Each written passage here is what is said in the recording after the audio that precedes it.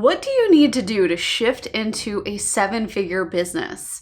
Now, when I first started, 6 figures was like the it girl thing to do, and it very has quickly shifted to 7, and now I'm even starting to hear people mention 8 figures.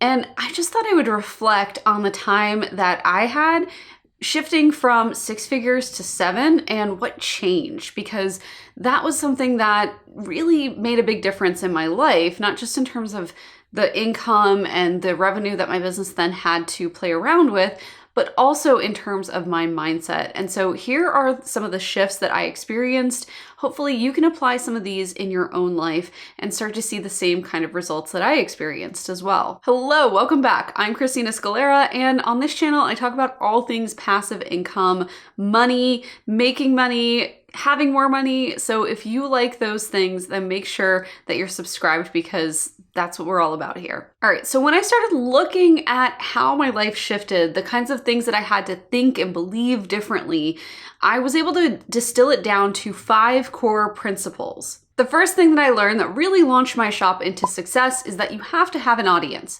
But here's the catch. It doesn't have to be your own audience. There are thousands, probably hundreds of thousands of bloggers and businesses out there who are busy building an audience, right? We see them all over Instagram, YouTube, etc. I mean, heck, I'm trying to do it right here. But you don't have to be that person in order to have successful sales of your offers in your business. So if you want to hit that 7-figure mark with your business, then you need an audience, but it doesn't have to be yours. You can leverage someone else's audience. The way that I was able to do this is I actually found a platform that was relatively new and they were growing very quickly. They were wanting to do some kind of educational series for the people that participated on that platform. So they had a very large audience, and I had my expertise, my knowledge. And so even though I did it like literally pooping my pants, okay, not like almost, I still stepped up to the plate and I still taught those thousands of people that showed up for the weekly webinar series that they started. And I was actually the first one to kick off that weekly webinar series for them. So me, the introvert that I am, my ADHD, all of those things, my OCD, anxiety, oh man, I still just like sucked it up and I went forward and I just taught the best presentation that I possibly could. I tried to throw in a few jokes. I tried to make it funny. And at the very end, like any good marketer, I put a call to action, although it was terrible, like literally terrible. My pitch was maybe 2 sentences long. I mumbled through the whole thing and I barely eked out the fact that they could go to my website to make some purchases of the products that I had there, which weren't created, by the way. They were all on pre-sale. So I had a lot of work to do after that night because so many people purchased, but that's a good problem to have. So as you can see, I made my first $3,700, and honestly, a lot of things that just like spun off of that just from doing this presentation to someone else's audience. So definitely don't be afraid to get out there, but also don't be afraid to leverage your knowledge to help someone else's audience learn the types of things that you're an expert at. So for example, if you are a graphic designer and someone else is a copywriter, but they have like a really big podcast, then get on their podcast, be a guest on their show, and talk all about how copywriting integrates with design, pitch your product or your pre-sale product at the end, and make sales off of their audience. They just got a whole episode with all of your knowledge and, amazing wisdom bombs and all that kind of stuff. They got that for their audience totally for free. Most people don't pay their podcast guests. And so you can ask for a little tiny bit in return, which is just, can I send people to this offer? Or can I send people to this website, right? If you have a freebie or something, maybe you send them there. Okay, so the second thing is something that I have only recently figured out a way to put into words, thanks to a new coach that I'm working with. But basically, one of the things that you want to make sure that you're not doing is disempowering people. So you don't want to take away their autonomy, which is just a fancy word for their decisions. You want them to let them make decisions on their own. You don't want to manipulate them into purchasing from you. You want to give them all the options so that they can make an informed purchase and be really happy with it, share it with their friends, refer you to other people, versus a disempowered purchase is coming from someone who felt manipulated or conned or, scammed into purchasing, which I know nobody is like actually, no one who watches this channel at least is actively trying to scam people, but I do think that there are some kind of shady NLP, like marketing-ish techniques that are taught, some predatory marketing practices that happen out there, and I'm not a fan of that. I really do give people a lot of leeway to make their own decisions when I ask them to join my mastermind or to jump into one of my courses. I like to have people that are excited to be there,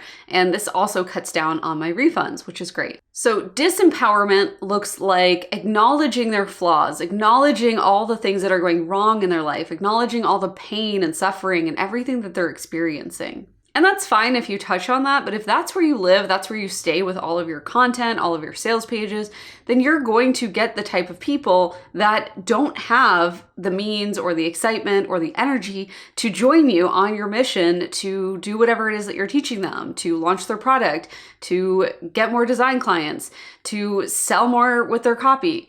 You're going to get people that are like, oh, nothing else has worked, so I guess I'll try this other thing. And like, if nothing is working for them, there is one common denominator. It's them. So maybe that's not the kind of person that you want to invite into your sphere or try to sell to. So my mentor, Milana Saranek, she's the one who pointed this out, and she was the one who showed me this, that I still do this to this day. So this has been a big shift, but at the same time, you can get caught in old patterns. For example, with this upcoming workshop that I'm producing, I originally titled it Late to the Party, How to Save 6 Figures When You're Starting from Nothing. And she pointed out that that was pretty disempowering language to use. And a better, more empowering version of that would be something like building a cash cushion, building up for retirement, not like you're late and nobody wants, like you're behind, and acknowledging all of the pain in someone's life. Number 3, you want to take care of future you.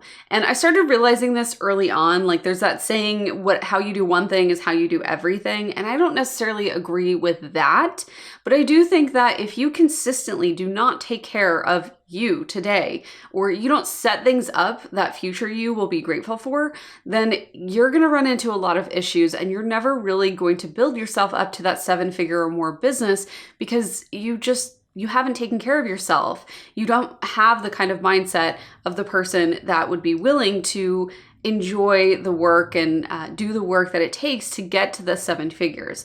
And so what this looks like if you take care of yourself is, yes, like diet, exercise, all of those great things. But also, when you wake up in the morning, do you make your bed? Do you put an outfit on, or do you just like stay in your pajamas all day? Do you get your hair and makeup done when you want to be on camera or when you're doing a speaking event? Or, like maybe that doesn't empower you. So like that's totally fine. But I'm just saying, if you're the kind of person, like I'm the kind of person who really feels like I have my best face forward with, full hair and makeup and a cute little outfit, like nice little necklace. Those are the types of things that when I look in the mirror, I'm like, oh yeah, I do look like that today. And it really lights me up and reminds me that I'm working towards something that's bigger than myself, that's bigger than what I have here today.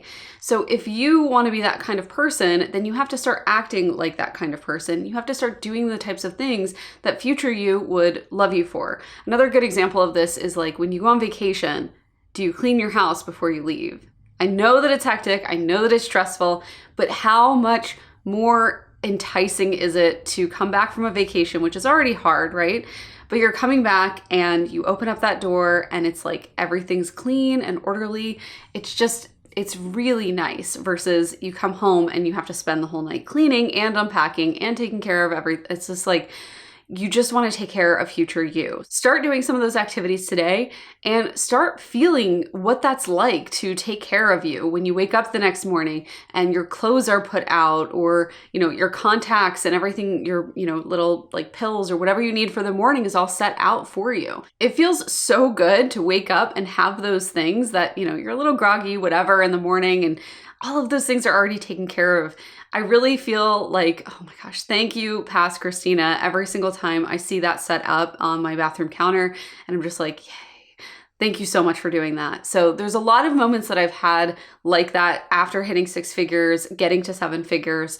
And that honestly has been such a game changer, because I even do that with my business on the days when it's like, oh my gosh, this is just so hard. I just know that, filming this video when my week is a little lighter, I have some time to film it. Future me is going to be very grateful for today me, because even though, to be honest, I wasn't all about filming this video today, I am still here doing it. And so in 2 weeks, when my calendar is packed back to back with client calls on Tuesdays and Wednesdays, I'm going to be able to have this video up and published. Thank you, past me, and I'll be able to enjoy not just my content being out and published, but I'll also be able to enjoy working with my clients in a little bit of a higher capacity, since I can pay more attention to them and not have to worry about what kind of content to publish that day. Okay, so number 4 is actually related to the last one, and this is something that I'm actively working towards as I work to build multiple 7 figures every single year, which is I want to have my future self coaching me today. And hang with me, because I know that's a little bit like, what did she just say? And trust me, it takes a lot to get into that mindset where you can tap into who the future you is.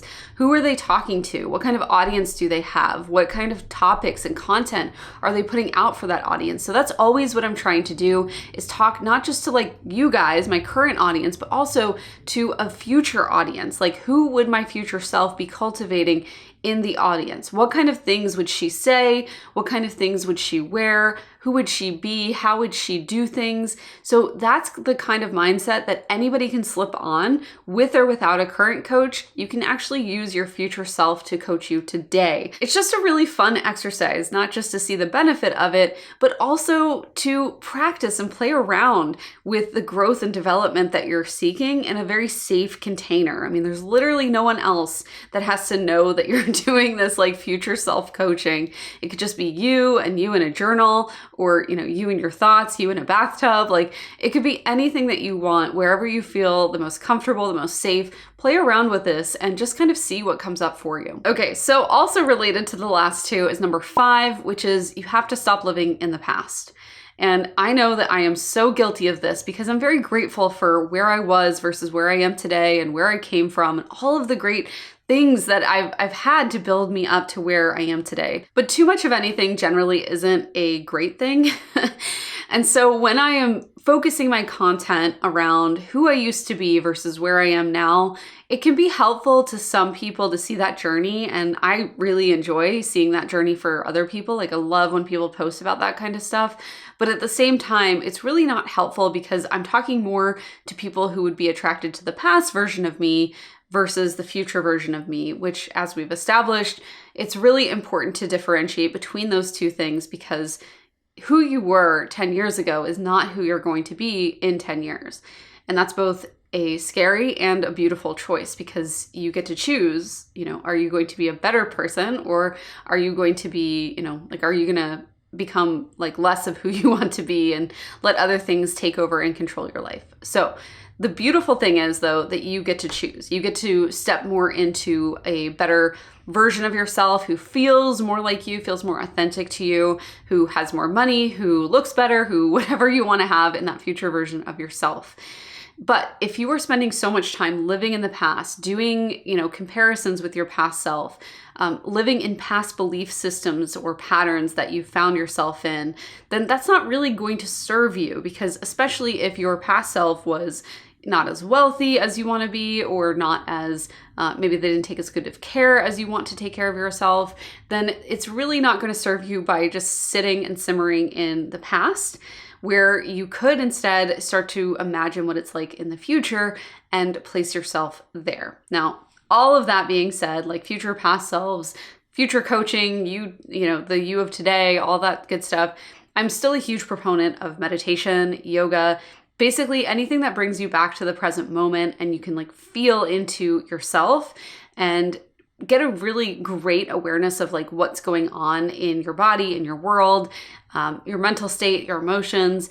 Because if you are ever feeling dysregulated, right, you're outside of what feels comfortable for you, then you can understand that and identify it and bring it back home. So all that being said, what I would say the top 5 biggest shifts are from, mulling around like $50,000 to $100,000 years to over 7-figure years. A lot of it has to do with mindset, which I used to just write off. So I hope that you didn't just like write me off as soon as I said this was going to be about mindset. I totally would have done that in the past, but it really was a lot of different mindset shifts, because from getting to 6 to 7 figures practically looks basically the same. You just do more of what works. You put more of the same content out. You talk to more of the same audience. You make the same products, but with a slightly different twist. But to actually get up and above 7 figures, what I've experienced is that you have to completely shift your mindset and you have to take care of yourself. And that is one of the hardest things to do as you are scaling to 7 figures, especially because you feel like you come last on the priority list. So I hope this has inspired you to take better care of yourself, to maybe implement some of these things, and to try out some new, different kind of things that might support you on that growth journey to 6, 7, and even beyond figures.